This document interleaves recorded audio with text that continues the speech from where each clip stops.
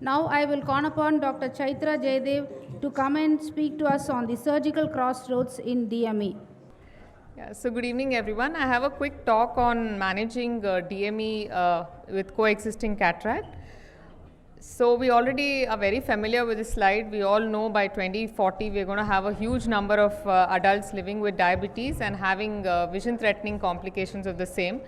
So though we know that diabetes is increasing and so are its complications, we also know that diabetes can accelerate the formation of cataract by 3 to 4 fold, and it tends to occur much earlier in these patients, and up to 20% of cataracts are being performed in diabetics.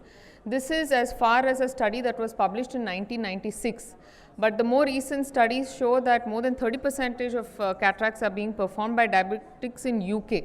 Whereas if you look at population in India, I am sure the percentage is much more. So what are the risks for cataract formation in these patients? It's the age, the duration and severity, the high lipids, hypertension. We know all the different comorbidities that can aggravate the formation of cataract in these patients with diabetes, and of course a lot of them do undergo diabetic vitrectomy, which itself is a risk factors.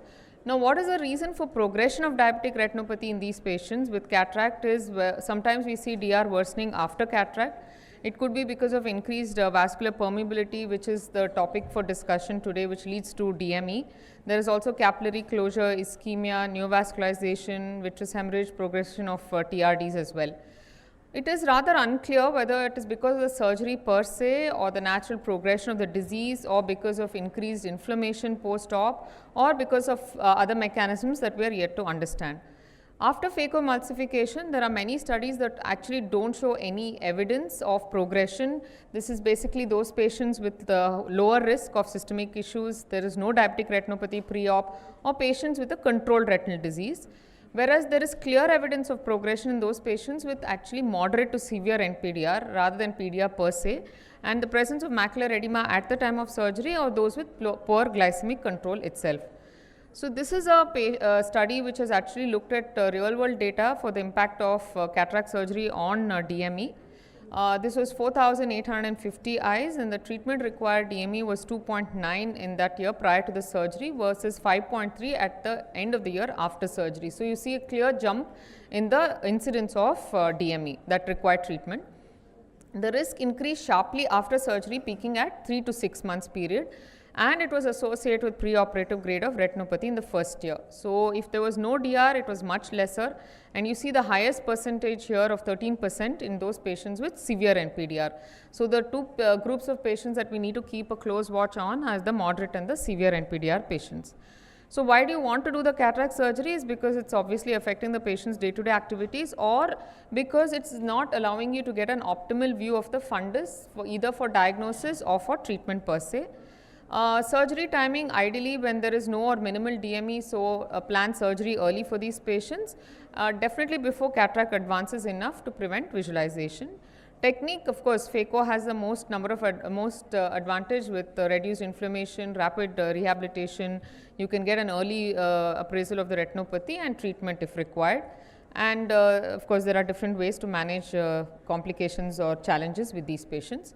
No definitive answer as far as IOL selection, but it's best to avoid silicon IOLs. Use EDOF the size of at least 6 to 6.5, because in case surgery is required at a later date, it becomes a little easier. And multifocal IOLs based on maculopathy and retinopathy status. Combined or two stages, I think the only disadvantage with doing a combined approach when these patients need a vitrectomy along with management of DME is that the view may be hampered when you're doing it at a single stage, whereas with two stage, not all of them do have lens opacities.